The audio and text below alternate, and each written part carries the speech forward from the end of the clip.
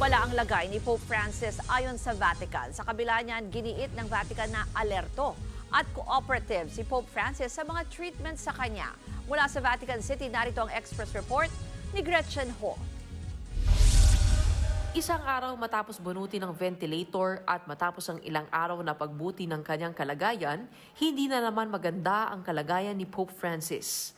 Sa late-night bulletin nitong Lunes, sinabi ng Vatican na nakaranas ng 2 acute respiratory failure ang Santo Papa kahapon ng umaga.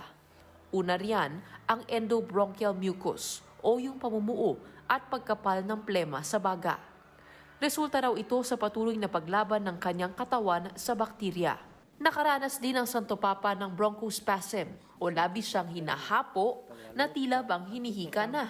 Kaya kinailangan ulit ng Santo Papa na sumailalim sa 2 bronchoscopy o yung procedure para suriin ang air passages niya.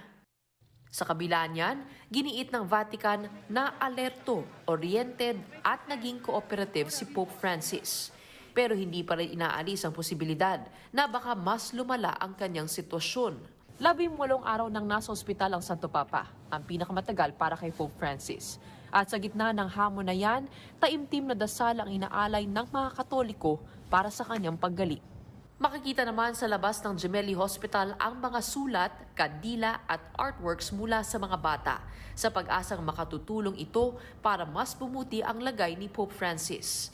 Sabi ng mga nakausap natin dito sa Roma, patunay ito ng pagiging malapit ng Santo Papa sa mga Katoliko, partikular sa mga kabataan. Kagabi, sinamahan din natin ang Filipino community dito sa Roma, kung saan sama-sama kaming nagrosaryo at nanalangin na sana ay tuluyan nang gumaling si Pope Francis.